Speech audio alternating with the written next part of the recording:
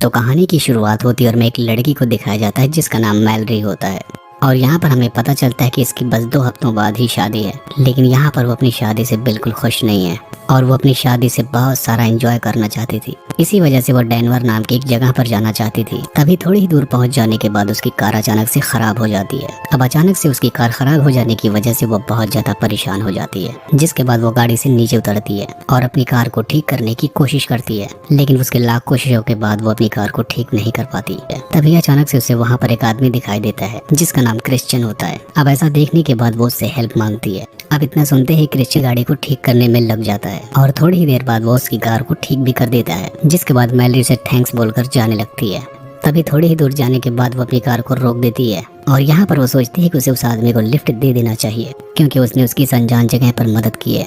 जिसके बाद वो उसे अपनी गाड़ी में बैठा लेती है, जिसके बाद ये दोनों कार में साथ बैठकर डेनवर की तरफ जाने लगते हैं। अब रास्ते में क्रिश्चियन मैलरी को काफी इम्प्रेस करने की कोशिश करता है। यहाँ पर वो उससे बहुत सारी मीठी मीठी बातें भी करता है, जिसकी वजह से मैलरी भी उससे खुलकर बात करना शुरू कर देती है। यहाँ वो दोनों एक दूसरे के बारे में बात कर ही रहे होते हैं। तभी हम देखते हैं कि क्रिश्चियन उसे अपने बारे में कुछ गलत बातें भी बताने लगता है, जिसकी वजह से मैलरी काफी घबराने लगती है। तभी अचानक से वो उस कार को रोककर उसे जाने के लिए कहती है, लेकिन तभी क्रिश्चियन उसे अपना चाकू दिखाने लगता है और उसे काफी डराने धमकाने लगता है। तब वो उसे यहाँ से आगे जाने के लिए कहता है। अब यहाँ पर मैलरी को मजबूरन गाड़ी को आगे लेकर जाना पड़ता है। तभी यहाँ पर मैलरी की नजर क्रिश्चियन के सीट बेल्ट पर पड़ती है, क्योंकि क्रिश्चियन ने सीट बेल्ट नहीं पहनी थी। अब ऐसा देखकर वो अपनी गाड़ी को एक खाई में गिराने का फैसला कर लेती है। उसे लगता है कि क्रिश्चियन ने सीट बेल्ट नहीं पहना है, जिसकी वजह से वो काफी जख्मी हो सकता है। जिसके तुरंत बाद वो अपनी गाड़ी को खाई की तरफ मोड़ देती है और वहाँ पर गाड़ी के गिरते ही ये दोनों काफी बुरी तरीके से जख्मी हो जाते हैं। तभी मैलरी का पैर वहीं सीट में फंस जाता है और दूसरी तरफ क्रिश्चियन गाड़ी से बाहर जाकर गिर जाता है। अब यहाँ पर मैलरी की बहुत कोशिश करने के बावजूद उसका पैर सीट से बाहर नहीं निकल रहा था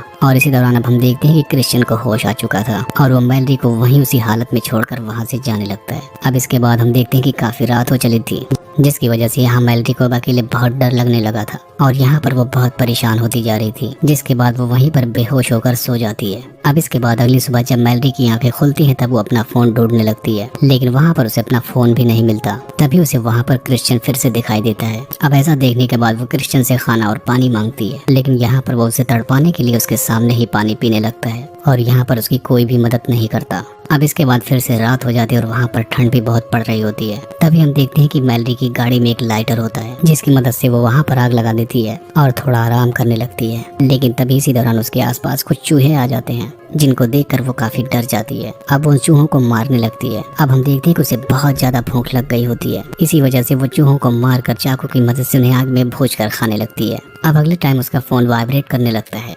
ऐसा देखकर वो अपने फोन को उठा लेती है, लेकिन तभी यहाँ पर क्रिश्चियन आ जाता है और उससे उसका फोन छीन कर तोड़ देता है। ऐसा देखने के बाद वो फिर से काफी परेशान हो जाती है और यहाँ पर वो रोते हुए क्रिश्चियन से हेल्प मांगती है। अब उसके इतना कहने के बाद क्रिश्चियन उसे एक आरी देता है और कहता है कि तुम इससे अपना पैर काट कर बाहर आ सकती हो, और इतना ही कहकर वो वहाँ से जाने लगता है। अब उसी रात हम देखते हैं कि वहाँ पर तेज आंधी आती है और उसके साथ साथ वहाँ पर तेज बारिश भी हो रही होती है। तभी यहाँ पर क्रिश्चियन आता है, जो कि उसे यहाँ पर अलविदा कहने के लिए आया होता है, लेकिन तभी मैलरी उस पर हमला कर देती है और तभी वो उसकी कार की चाबी को बाहर फेंक देती है, जहाँ पर वो उसे ढूंढ ही नहीं सकता था। तभी हम देखते हैं कि वहाँ से एक पुलिस की कार जा रही होती है। ऐसा देखने के बाद वो क्रिश्चियन उस पुलिस ऑफिसर के पास जाता है और उसे कहता है कि मुझे आगे तक ड्रॉप कर दो। दूसरी तरफ मैलरी भी चिल्लाकर उस पुलिस वाले से हेल्प मांग रही होती है और तभी वो ऑफिसर मैलरी की चीख को सुन लेता है, लेकिन तभी उसे लगता है कि शायद ये सब कुछ उसका एक भ्रम है, जिसके बाद वो क्रिश्चियन के साथ जाने लगता है। तभी हम देखते हैं कि बारिश का पानी बहुत ज्यादा इकट्ठा हो जाता है, जिसकी वजह से मैलरी के ऊपर भी पानी जाने लगता है। अब वो देखते हैं कि वहाँ पर धीरे धीरे बाढ़ आने लगती है। अब ऐसा देखने के बाद मैलरी अपने पैर को काटने का फैसला कर लेती है। वो उस बाढ़ से बचने के लिए बहुत कोशिश करती है, लेकिन थोड़ी देर बाद पानी वहाँ पर बहुत तेजी से आने लगता है,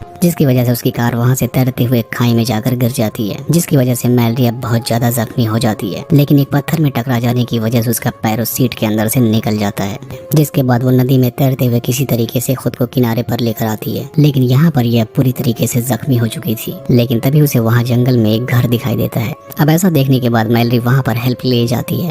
तभी यहाँ पर उसे क्रिश्चियन दिखाई देता है, जो कि एक पुलिस वाले को और अपने घर वालों को बुरी तरीके से मार रहा होता है। और ऐसा देखने के बाद वो बहुत ज्यादा डर जाती है और तभी वो देखती है कि उसने अपनी बेटी को भी बंदी बनाया है, जिसका नाम केटी था। तभी मैलरी उसे बचाने के लिए उसके पास जाती है और उसके पास जाने के बाद वो उसकी रस्सी को खोल देती है, लेकिन तभी वहाँ पर अचानक से क्रिश्चियन आ जाता है। अब उसे देखने के बाद मैलरी उस पर गन पॉइंट कर देती है, लेकिन उसके फायर करने के बाद वो गोली उसे नहीं लगती, जिसके बाद ये दोनों आपस में लड़ने लगते हैं। लेकिन मैलरी उसे फिर से धक्का देकर वहाँ से भागने की कोशिश करती है। तब क्रिश्चियन उसे ढूंढते हुए दूसरे फ्लोर की बालकनी में आ जाता है। अब वो मैलरी को ढूंढ ही रहा होता है, तभी मैलरी उसे पीछे से धक्का दे देती है, जिसकी वजह से वो काफी जख्मी भी हो जाता है, क्योंकि उसके पैर भालू के जाल में फंस जाते हैं। जिसके बाद मैलरी केटी को लेकर नीचे जाती है और क्रिश्चियन को एक चाकू देती है, जिससे वो कहती है कि अब तुम अपना पैर काट कर यहाँ से जा सकते हो, क्योंकि तुमने जैसा मेरे साथ किया वैसा तुम्हारे भी साथ होना चाहिए। लेकिन तभी वहाँ पर क्रिश्चियन की बहुत ज्यादा ब्लीडिंग हो जाने की वजह से उसकी वहीं पर मौत हो जाती है, जिसकी वजह से अब मैलरी का भी बदला पूरा हो जाता है। और इसके बाद ये लोग अपने अपने घर के लिए निकल पड़ते हैं और इसी को दिखाते हुए इस मूवी का यहीं पर एंड हो जाता है।